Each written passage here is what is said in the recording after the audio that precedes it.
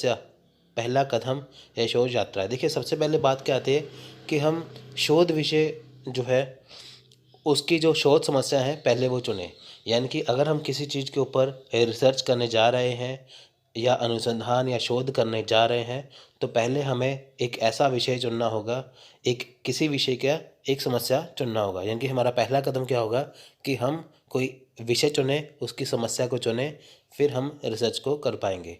तो सबसे पहली बात यही आती है कि अगर हम शोध करना चाहते हैं तो हमें पहले कोई समस्या लेनी पड़ेगी किसी विषय की। ठीक है फ्रेंड्स।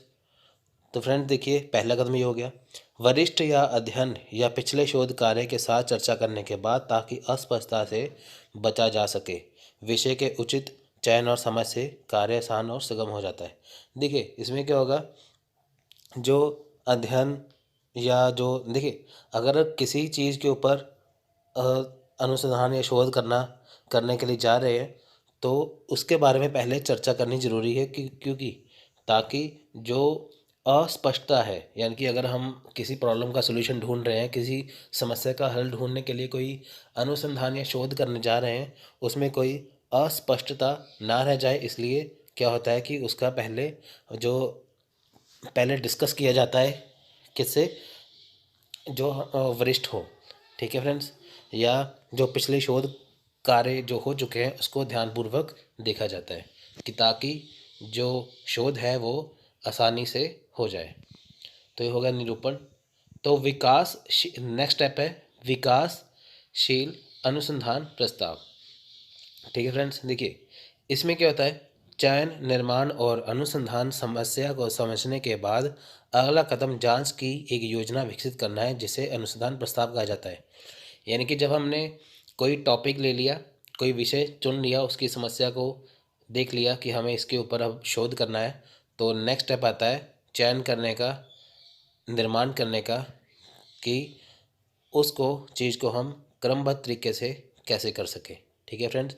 एक योजना विकसित की जाती है जिसमें शोध की समस्या को देखा जाता है। तो तीसरा स्टेप है कार्य का विकास। तो फ्रेंड्स देखिए कार्य का विकास क्या है, परिकल्पना शोध विषय की समस्या के विभिन्न पहलुओं के बारे में एक धारणा है या विशिष्ट और सीमित क्षेत्र को कवर करता है जिसे नमूनाकरण कहा जाता है। देखिए परिकल्पना शोध विषय की समस्या के विभिन्न पहलू हैं। इसमें क्या होगा कि जो हमारा हाइपोथेसिस है, जो हमारी परिकल्पना है, अब हमने कोई शोध का विषय चुन लिया है, अब उसमें समस्या है, उसको हम अपने हाइपोथेसिस से, अपनी परिकल्पना से विभिन्न पहलुओं के बारे में जानेंगे। तो इसमें हमें सैम्पलिंग, जिसे हिंदी में नमूनाकरण कहा जाता है, वो भी इसमें आता है। नमूनाकरण को जनसंख्या के छोटे और उप समूह के रूप में परिभाषित किया गया है।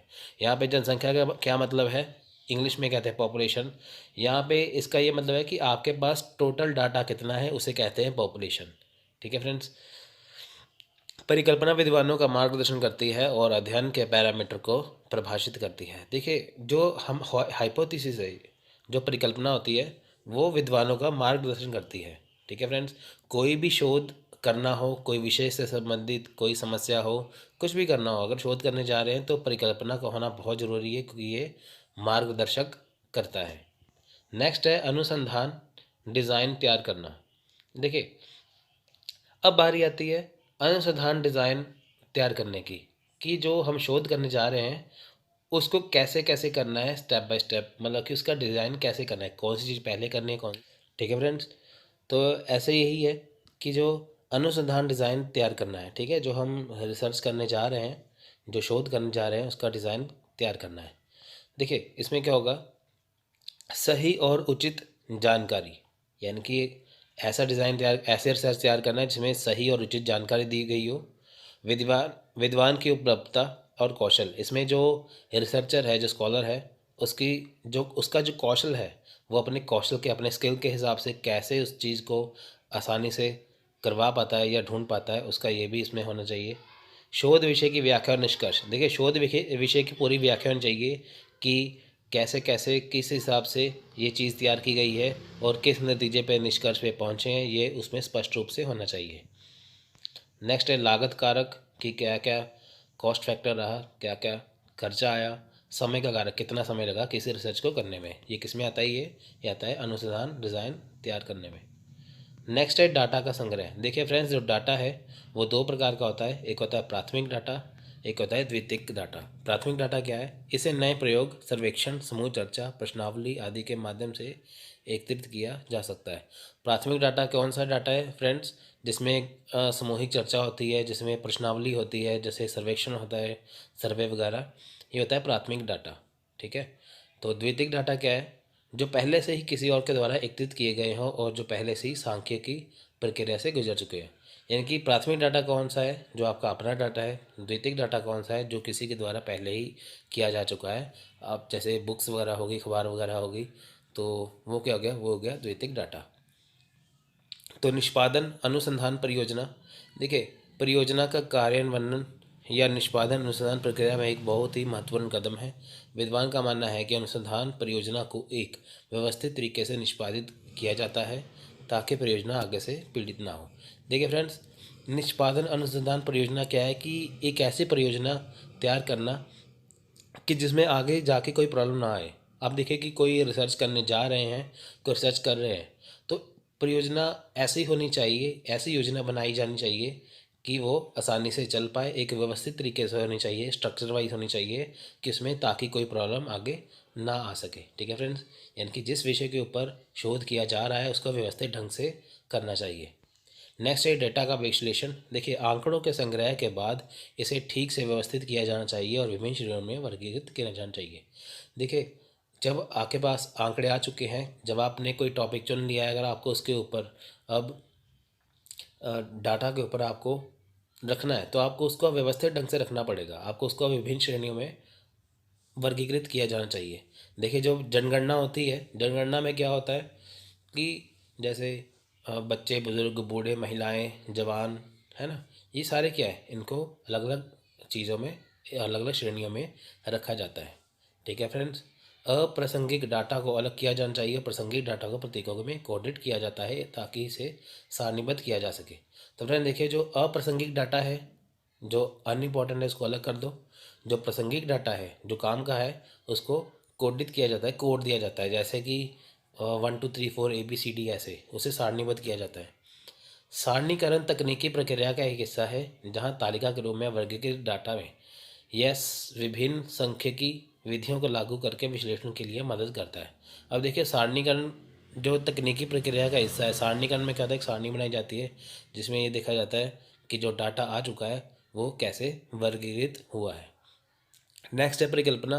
देखिए, डाटा विद्वान के विश्लेषण के बाद, विद्वान यहाँ पे रिसर्चर है या स्कॉलर है, उसे विद्वान लिखा हुआ है यहाँ पे। डाटा विद्वान के विश्लेषण के बाद उसकी परिकल्पना का परीक्षण कर सकते हैं जो पहले से तैयार की गई थी। विभिन्न प्रकार के परीक्षण विकसित किए जाते हैं, जैसे chi square, F test, T test आदि।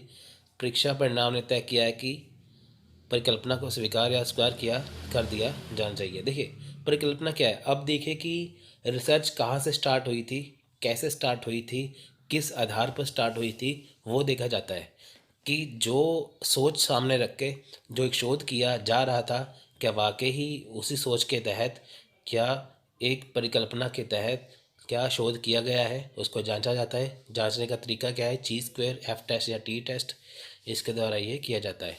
तो इस नतीजे पे पहुंचा जाता है कि क्या परिणाम इसका सही रहा कि नहीं। तो नेक्स्ट है व्याख्या और अनुशंसा। देखिए, एकत्रित किए गए डाटा का विश्लेषण, सारांश, अनुसंधान उद्देश्य के साथ जोड़ा जाता है और नए सिद्धांत खोजने की व्याख्या की जाती है, नई अवधारणा सिद्धांतों की सिफारिश की जाती है। देखिए, नेक्स्ट आ गया है व्याख्या और अनुशंसा। ठीक है फ्रेंड्स, इसमें क्या होता है, जो डाटा एकत्रित किया जाता है उसका विश्लेषण किया जाता है, यानी कि जो रिसर्च की जाती है जिस टॉपिक के ऊपर, अब उसको ब्रीफली उसका विश्लेषण होता है, उसका सारांश दिखाया जाता है, उसका उद्देश्य जोड़ा जाता है कि क्या ये वाकई ही उस हिसाब से कर चुके हैं। तो नेक्स्ट आता है रिपोर्ट लेखन और रिपोर्ट लेखन और प्रस्तुति। देखिए, इसमें क्या है, अंतिम विद्वान को, या इसमें क्या है कि जो रिसर्चर है, जो स्कॉलर है, उसको एक रिपोर्ट तैयार करनी होती है जो शोध के बारे में पूरी जानकारी देती है। इसे सरल भाषा और आकर्षक शैली में चार्ट, ग्राफ, चित्र के उपयोग से प्रस्तुत किया जाता है जहाँ भी आवश्यक और प्रासंगिक हो। इसमें क्या है कि फ्रेंड्स देखिए कि जो रिपोर्ट लेखन है एंड में वो पेश की जाती है। अब जो रिसर्च की जा चुकी है उसकी रिपोर्ट लेखन बिल्कुल सरल और आसान भाषा में होनी चाहिए। उसकी जो प्रस्तुति है वो काफ़ी आकर्षक होनी चाहिए, जैसे चार्ट, ग्राफ, चित्र का उपयोग किया जाना चाहिए, कि ताकि जो रिसर्च की गई है वो बिल्कुल अच्छे तरीके से हो पाए। देखिए इतनी मेहनत लगती है, उसको अच्छे से पेश ना किया जाए तो सब खराब हो जाएगा। इसलिए रिपोर्ट लेखन में प्रस्तुति इम्पोर्टेंट, बहुत बहुत ज़्यादा इम्पोर्टेंट है। ठीक है फ्रेंड्स, तो ये था आज का लेक्चर।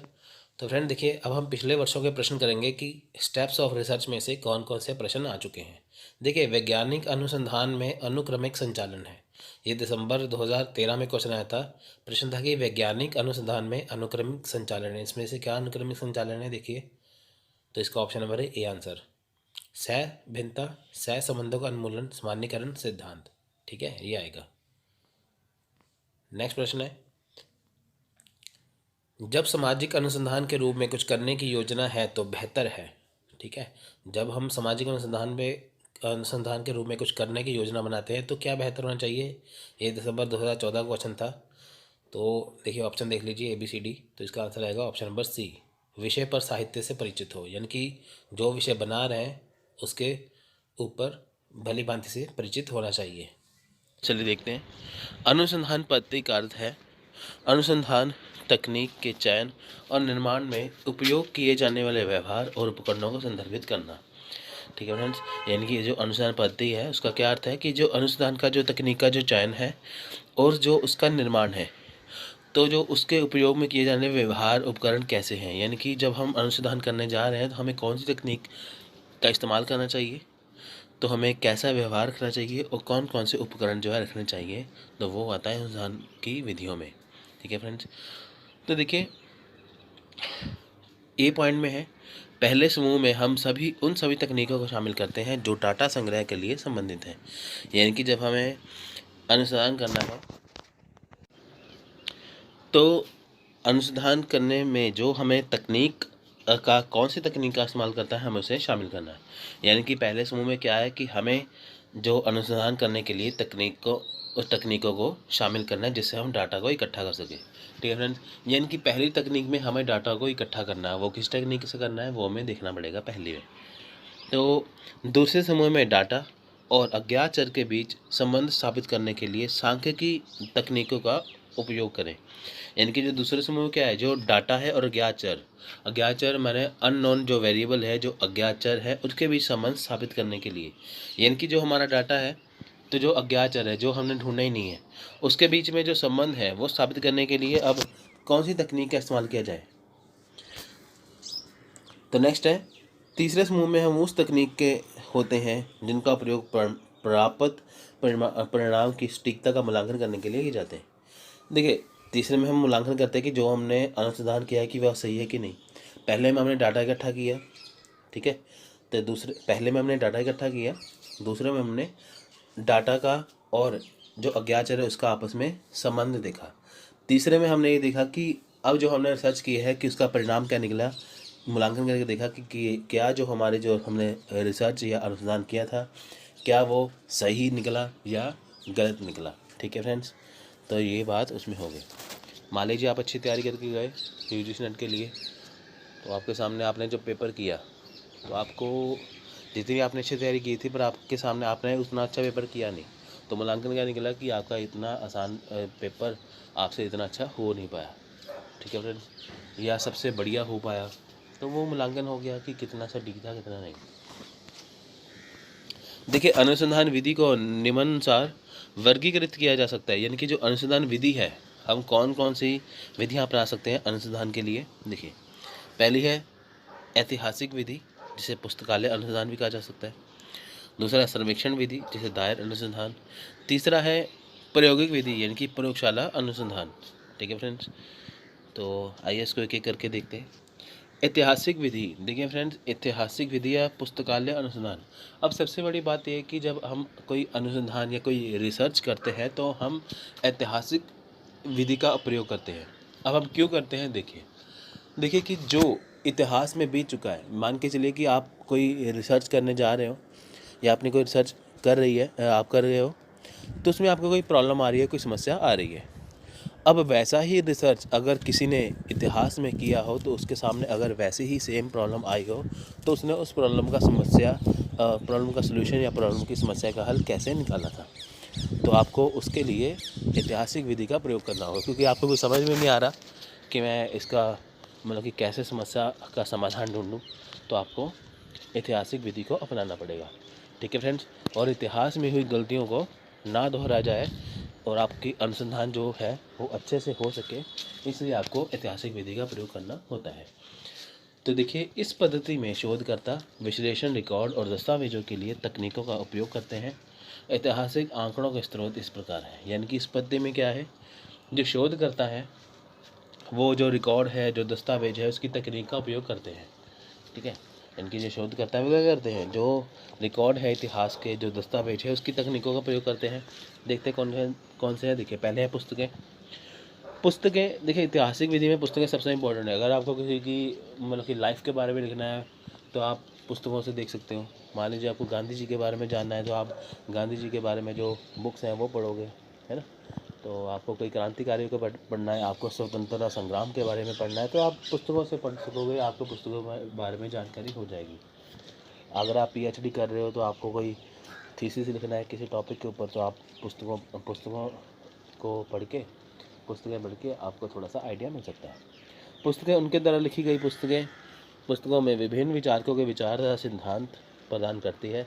इन किताबों का शोध, अध्ययन और ज्ञान प्राप्त करें जो इस विषय पर उन लोगों द्वारा कहा गया है जिन्होंने पहले इसी तरह के शोध का अध्ययन किया था। देखिए, पुस्तकें क्या होता है, पुस्तकों में जो विचारक होते हैं वो विभिन्न प्रकार के विचारक हैं। उन्होंने हर एक विचारक ने अपने अपने सिद्धांत जो है प्रदान किए जाते हैं। ठीक है, पुस्तकों में क्या होता है, जो विचारक है वो अपने अपने विचार रखते हैं, तो आपको उनके विचारों को समझ में आ जाता है कि ये चीज़ है क्या।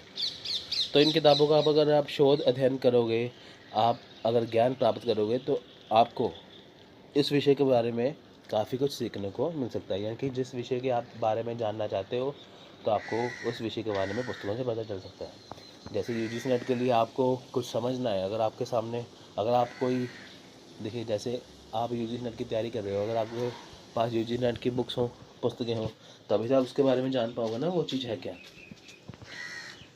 सर्वेक्षण की रिपोर्ट। देखिए, सरकारी और गैर सरकारी एजेंसियों ने सामाजिक समस्या से संबंधित कई रिपोर्ट सर्वेक्षण प्रकाशित किए।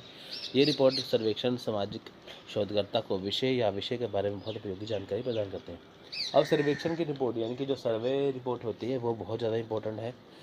सरकारी या गैर सरकारी जो संगठन होते हैं वो जो रिपोर्टों को, सामाजिक समस्या को वो प्रकाशित करते हैं। इनकी जो समाज में समस्याएं चल रही हैं, अब वो सर्वे मेथड जो होता है, चाहे वो सरकारी हो चाहे वो गैर सरकारी हो, वहाँ पे जो सामाजिक समस्याएं बताई जाती हैं कि समाज में है क्या, जैसे एजुकेशन सिस्टम से संबंधित हो या समाज में अन्य कोई कुरीतियाँ फैली हो, तो आपको वो रिपोर्ट जब प्रकाशित हो जाती है तो आपको वो पता चलता है।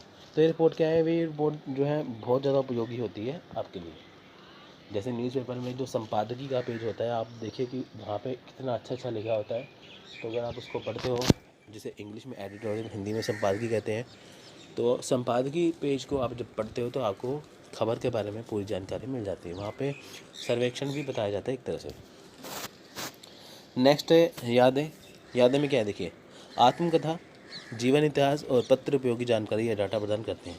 यादें क्या है, देखिए, जो यादें हैं इसमें क्या है, आत्मकथा यानी कि किसी ने अगर ऑटोबायोग्राफी लिखी हो, किसी का जीवन इतिहास हो, है ना, तो कुछ पत्र हो, तो जैसे इंपॉर्टेंट पत्र थे अंग्रेज़ों के ज़माने में जब यहाँ से लिखे गए, गांधी जी ने काफ़ी पत्र लिखे, तो आप उसको देख सकते हो।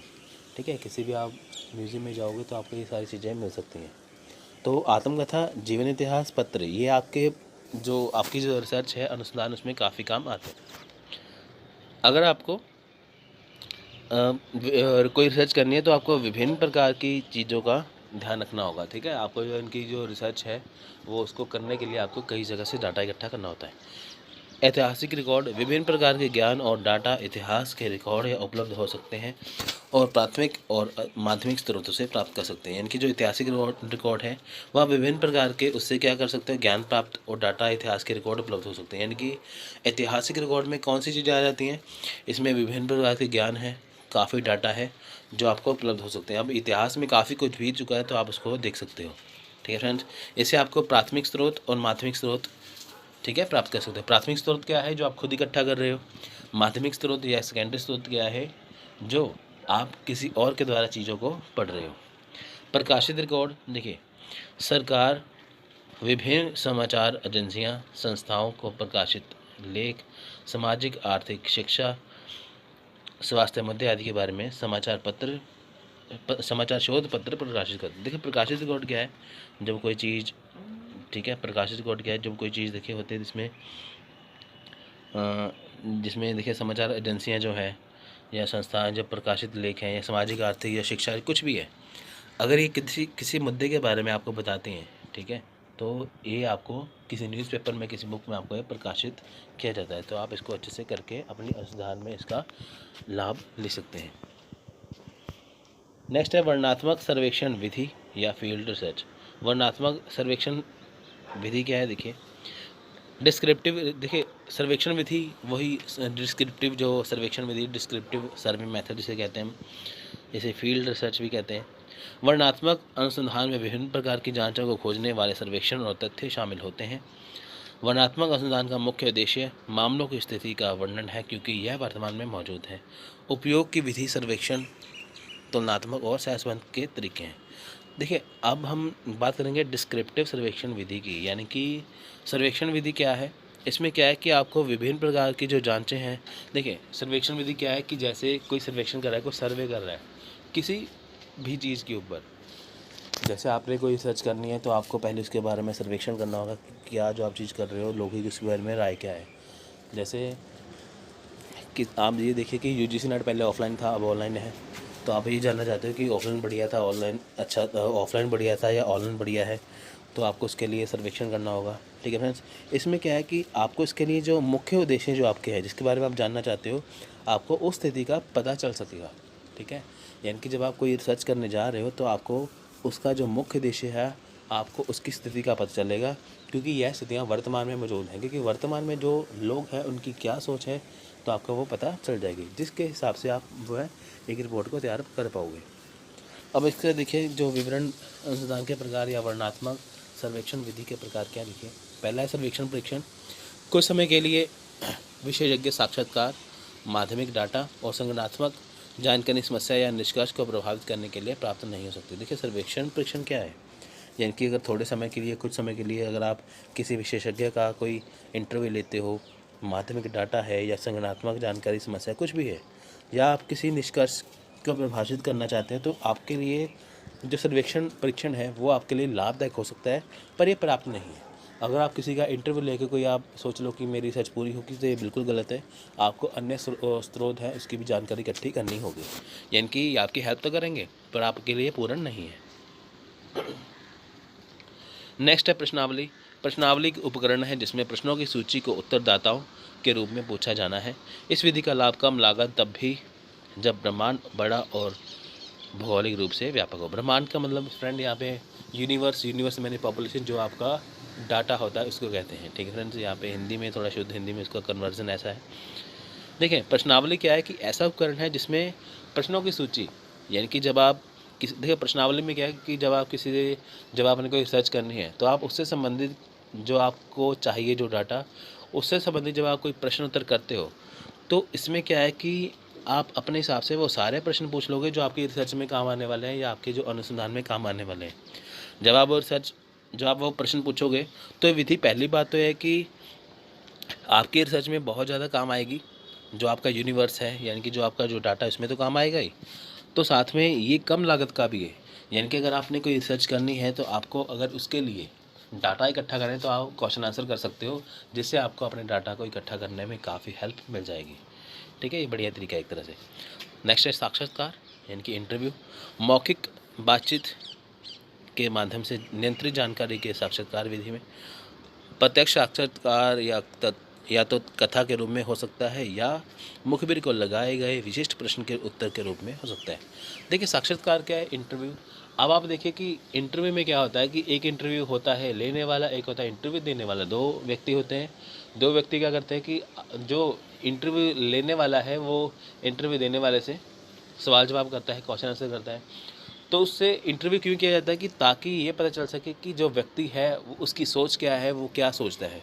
ठीक है, तो इनकी इंटरव्यू के माध्यम से हम किसी के बारे में पता लगा सकते हैं। ठीक है फ्रेंड्स, तो इसलिए इंटरव्यू में काफ़ी चीज़ें, साक्षात्कार में काफ़ी चीज़ें आ जाती हैं। इसमें क्या है कि मौखिक मौखिक बातचीत है इसमें जो है, तो इसमें जो प्रत्यक्ष साक्षात्कार यानी कि जो आमने सामने बैठ के जो साक्षात्कार लिया जाता है, तो उसमें क्या है कि या तो कथा के रूप में यानी कि पूरा का पूरा डाटा उससे लिया जा सकता है, या तो सिर्फ विशिष्ट प्रश्न के रूप में हो सकता है। जैसे आप कोई इंटरव्यू देने जाओ, जैसे यूपीएससी की, आईएएस की इंटरव्यू कितनी टफ मानी जाती है, तो वहाँ पे विशिष्ट प्रकार के प्रश्न पूछे जाते हैं। विशिष्ट प्रकार के प्रश्न में यही होता है कि आपका वो ऐसे प्रश्न पूछ लेंगे कि आप अगर उसका उत्तर दे पाओ तो ये समझा जाता है कि हाँ, आप इस चीज़ के काबिल हो। ठीक है फ्रेंड, साक्षात्कार एक बहुत बड़ी चीज़ है। तो अवलोकन में क्या है? अवलोकन व्यवहार विज्ञान से संबंधित है। शोधकर्ता इस पद्धति के तहत अवलोकन द्वारा जानकारी एकत्रित करता है। यदि शोधकर्ता से पूछताछ छोटी है तो स्कोप स्व अवलोकन करेगा, तो इसे प्रतिभागी अवलोकन कहा जाएगा। लेकिन यदि स्कोप विस्तृत क्षेत्र में है, यानी कि जो महत्व है वो विस्तृत क्षेत्र में है, तो दायर कर्मी अवलोकन कार्य करता है। इसे गैर प्रतिभागी प्रत्यक्ष अवलोकन कहा जाता है। देखिए, अवलोकन क्या है? ऑब्जर्वेशन। अब आप कोई चीज़ को ऑब्जर्व करोगे, अवलोकन करोगे, तो पहली बात तो ये किससे? विज्ञान से संबंधित है। यानी कि आप किस चीज़ का आप अवलोकन कर रहे हो, उसको ऑब्जर्व कर रहे हो, तो आपको काफ़ी चीज़ समझ में आ जाएगी। अब आप ये देखो कि आपको जानना है कि हमारे समाज में शिक्षित लोग कितने हैं, अशिक्षित कितने हैं। तो आप जब समाज में घूमोगे, किस जगह पे घूमोगे, तो आपको पता चल जाएगा। ऑब्जर्व करके देखोगे कितने लोग शिक्षित हैं, अशिक्षित हैं। या आपको किसी के रीति रिवाजों के बारे में जानना है, तो आप अवलोकन करोगे। जगह जगह हर स्टेट में जाओगे तो आप अवलोकन कर पाओगे कि यहाँ पे ये रिवाज है, वहाँ पे वो रिवाज है। तो अवलोकन विधि यहाँ पे काम में आती है। नेक्स्ट है केस स्टडी। केस स्टडी में क्या है? देखिए, केस स्टडी विधि ऐतिहासिक घटना के गहन अध्ययन में है। देखिए, जो केस स्टडी क्या है, इसमें आपको एक केस स्टडी में क्या होता है, आपको एक प्रॉब्लम दे दी जाती है, एक समस्या दी जाती है, जिसके बारे में आपको जानना होता है, जिसमें आपको पूरा का पूरा जो एक डाटा दिया जाता है। ठीक है, आपको उस समस्या का समाधान ढूंढना होता है, वो होता है केस स्टडी। नेक्स्ट है, लास्ट है प्रायोगिक विधि, यानी कि प्रयोगशाला विधि, यानी कि एक्सपेरिमेंटल सर्वे। ठीक है, यह अनुसंधान की वैज्ञानिक विधि है और विभिन्न वैज्ञानिक और मानकीकृत सांख्यिकी परीक्षण का अनुसरण करती है। यह भविष्य की प्रकृति और नए नवाचार की प्रक्रिया है। प्रयोगशाला अनुसंधान में सक्रिय रूप से या एक से अधिक आकस्मिक परिवर्तन और परिणाम आकर्षित करते हैं। देखिए, प्रायोगिक विधि क्या है? यानी कि पहली बात तो है कि जो हम प्रयोगशाला में करते हैं ना, जो लेबोरेटरी में, ये वैसा अनुसंधान माना जा सकता है। देखिए, प्रायोगिक विधि यानी कि एक्सपेरिमेंटल मेथड। अब देखिए कि एक्सपेरिमेंटल मेथड, पहली बात तो ये आप अपने दिमाग में रख लो एक बात को, कि इस विधि के तहत हम जो अपनी रिसर्च है, ठीक है, इस विधि के तहत जो हम अपनी रिसर्च को करते हैं, जो अनुसंधान को करते हैं, उसमें जो चर है यानी कि जो वेरिएबल है, क्या फ्रेंड्स, तो इसमें हम कुछ चेंजेस कर सकते हैं। यानी कि प्रायोगिक विधि के तहत क्या है, इस विधि के तहत हम अपने रिसर्च के अंदर कुछ अगर बदलाव करना चाहें तो वो कर सकते हैं। ठीक है, तो ये एक ऐसी विधि है, अगर हमें लगता है कि हाँ ये चीज़ ऐसे नहीं चाहिए, तो हम उसको वैसा कर सकते हैं। क्योंकि ये वैज्ञानिक विधि है, तो ये विभिन्न वैज्ञानिक और मानकीकृत सांख्यिकी परीक्षण का अनुसरण करती है। यहाँ पे विभिन्न वैज्ञानिक तरीके आपको मिलेंगे। एक्सपेरिमेंटल में क्या है कि आप किसी चीज़ का बदलाव कर सकते हैं, अपनी अनुसंधान में इसका, अपनी शोध में इसका बदलाव थोड़ा सा कर सकते हैं। ठीक है फ्रेंड्स, और इसके जो परिणाम होते हैं, वो आपको जो परिणाम है, जो आपको जो परिवर्तन है, वो आपको आकर्षित भी करते हैं। आपको लगता है कि आपने जो रिसर्च की है वो सही इतनी नहीं थी, तो थोड़ा सा आप उसको डाटा को चेंज या परिवर्तन उसमें कर सकते हैं। ठीक है, जिससे आपको रिज़ल्ट जो है वो बेहतर हो सकते हैं। वो किस में संभव है? वो प्रायोगिक विधि में संभव है। एग्ज़ाम में डायरेक्ट क्वेश्चन ऐसे पूछा जाता है कि अगर हमें अपने रिसर्च में थोड़ा सा परिवर्तन करना है तो हम किस विधि के द्वारा करेंगे? वो है प्रायोगिक विधि। देखिए, ये अलग अलग तरह, तो अब बारी आती है रैंडमाइज्ड कंट्रोल ग्रुप और प्री टेस्ट और पोस्ट टेस्ट डिज़ाइन की। देखिए इस फ्रेंड्स क्या है कि देखिए, रैंडमली ग्रुप में किसी रिसर्च या कंट्रोल से वेरिएबल असाइन करें। ये समस्या यादृच्छिक नियंत्रण समूह पर प्रभाव डाल सकते हैं। देखिए, इसमें क्या है कि अगर आपको ये रिसर्च आपने की है, तो आपका जो वेरिएबल है वो रैंडम तरीके से आप लगा भी दें, तब भी आपका जो रिज़ल्ट है वो वैसा का वैसा आना चाहिए। यानी कि आपने कोई रिसर्च की है, अगर आपके जो रिसर्च करने के बाद अगर आपको उसको टेस्ट करना है तो आप उसको रैंडम तरीके से भी रख दो, तो उसका जो रिज़ल्ट आएगा वो कैसा आएगा, जैसे आपने चाहा था। इनकी ये नहीं कि आपको वो तरकीब वाइज लगाना पड़ेगा, ऐसे लगाना पड़ेगा तभी उसका रिज़ल्ट अच्छा आएगा। अगर आप उसको रैंडम तरीके से भी अपनी रिसर्च को रखोगे तब भी उसके वेरिएबल जो है आपको रिज़ल्ट जो है जो आपके अनुसार ही दे सकते हैं। नेक्स्ट आंतरिक वैधता। देखिए, आंतरिक वैधता ये जानने की कोशिश करती है कि एक आश्रित चर पर बनाया प्रभाव वास्तव में स्वतंत्र चर के कारण होता है। यानी कि जो आंतरिक वैधता है, जो आंतरिक शुद्धता है चीज़ की, जो रिसर्च की, वही जांचने की कोशिश करती हैं कि जो आश्रित चर यानी कि जो डिपेंडेंट वेरिएबल है, क्या उसके ऊपर जो इंडिपेंडेंट वेरिएबल है यानी कि स्वतंत्र चर है, क्या उसका प्रभाव होता है। क्योंकि फ्रेंड्स ऐसा होता है कि जो डिपेंडेंट वेरिएबल होता है ना, उसके ऊपर प्रभाव किसका होता है, इंडिपेंडेंट वेरिएबल का। तो इंडिपेंडेंट वेरिएबल के कारण वो क्या है, कई बार वो चेंज हो सकते हैं। तो आखिर में बारी आती है बाहरी वैधता की। देखिए, बाहरी वैधता चिंता का विषय है कि क्या प्रयोग के परिणाम को प्रयोगात्मक स्थिति से परे सामान्यीकृत किया जा सकता है। यानी कि जो एक्सटर्नल वैलिडिटी है, जो बाहरी वैधता है कि क्या जो हमारे प्रयोग के परिणाम निकले हैं, ठीक है, क्या वो सामान्यीकृत है, यानी कि जो हमने रिसर्च की है क्या उसके जो परिणाम निकले हैं तो क्या वो